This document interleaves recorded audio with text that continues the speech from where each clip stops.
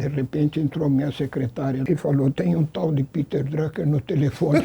Essa importância de enxergar, olhar o que está todo mundo olhando e enxergar o que poucos enxergam, é fundamental para o desenvolvimento. E essa associação com a Boeing, o que você acha, Osiris? Eu confesso que eu não gosto.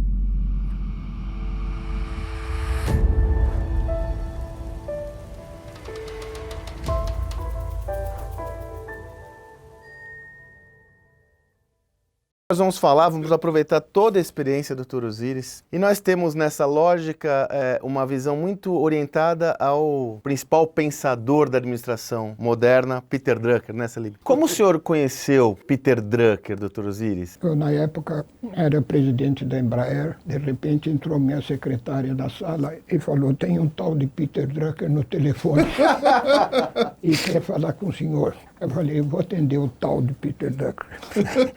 Aí atendi, né?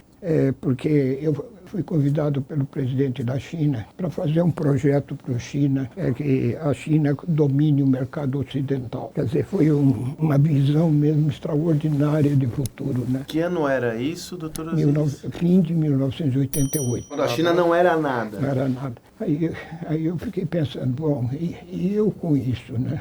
Ele estava escolhendo uma pessoa de cada continente.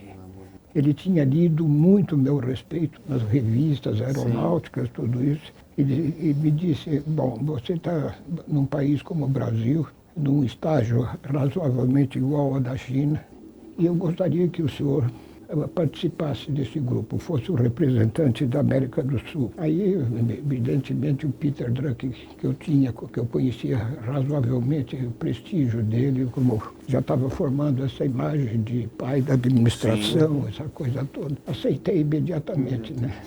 Só lembrando uma coisa que o Dr. Osiris falou, nessa época a China tinha economicamente o mesmo tamanho que o Brasil. Aí foi montada uma reunião imensa, né? Talvez eu tenha sido a maior sala que eu vi e com o maior número de pessoas presentes, né? Tinha uns 800 representantes do Partido Comunista. E aí o Deng Xiaoping disse aí, eu não quero saber o que vocês têm na cabeça, para todos os comunistas que estavam lá. Nem me importa o que vocês pensem. Se vocês têm que se comportar como gato, né? Tem gato branco, gato marrom, gato preto, mas o que importa no gato é caçar rato.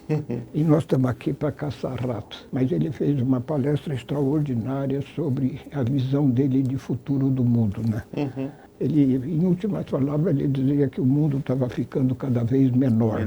Foi nessa direção, né? E depois que ele fez a apresentação dele, o Peter, aí, nesse momento, ele bateu na minha perna e falou assim, dá uma olhada aí. Estava todo mundo com aquela túnica do Mao Tse Tung, né?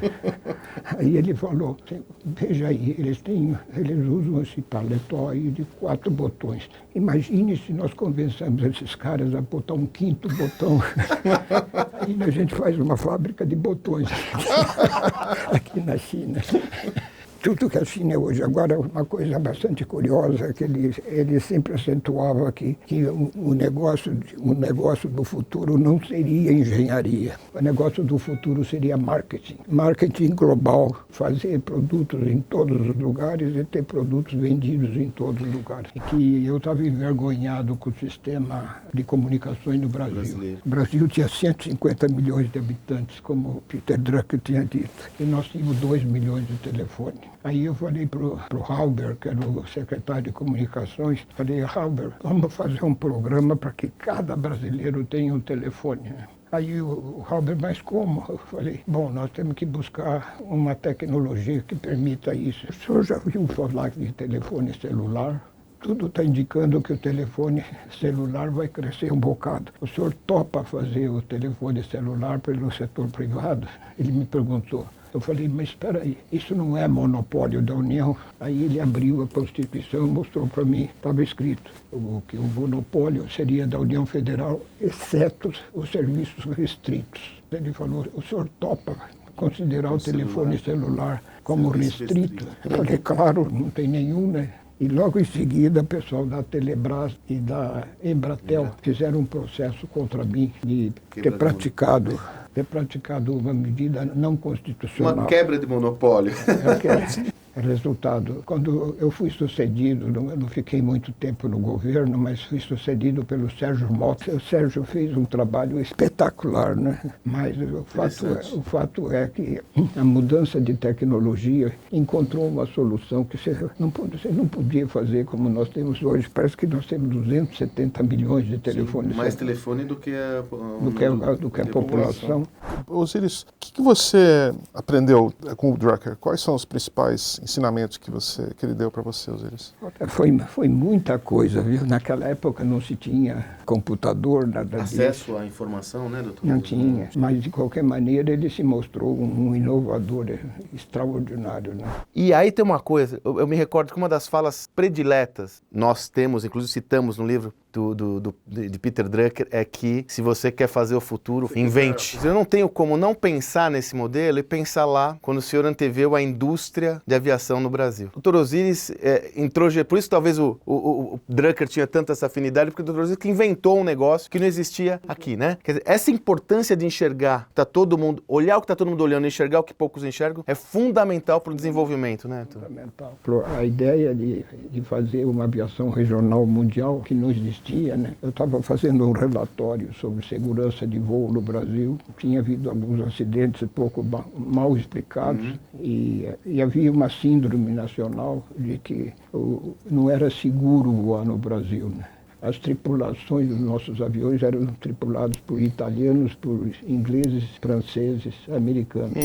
O brasileiro não subia em avião pilotado por brasileiros. Mas aí o Getúlio Vargas assinou um decreto nacionalizando as tripulações de navio, de avião, de tudo que fosse de serviço público. E foi aí então que aconteceram uma série de eventos que pareceram que conspiraram no sentido de dar certo, né? Se a gente olhar a história da criação de aviões fabricados no Brasil, a gente vai ver que houve uma razão fundamental, porque nós não tínhamos aviões no mercado mundial, porque simplesmente a gente estava fazendo aviões semelhantes aos americanos e aos franceses. E eu enfiei na cabeça do nosso pessoal que a gente devia pensar num avião diferente. Eu tive uma visita inesperada, né? O presidente da Neiva, que era uma companhia, era a maior fábrica de aviões no Brasil, mas muito pequena. O presidente da Neiva levou o Max Rossi para falar comigo. Ele tinha sido estagiário do Max Rossi e começou a conversar conosco que ele queria fazer um projeto aqui no Brasil. Aí apresentou um projeto de um avião chamado Broussard Major. E eu fiquei meio ansioso para falar com ele sobre o problema do mercado, né? Quando ele terminou, aí eu falei para ele, mas espera um pouquinho.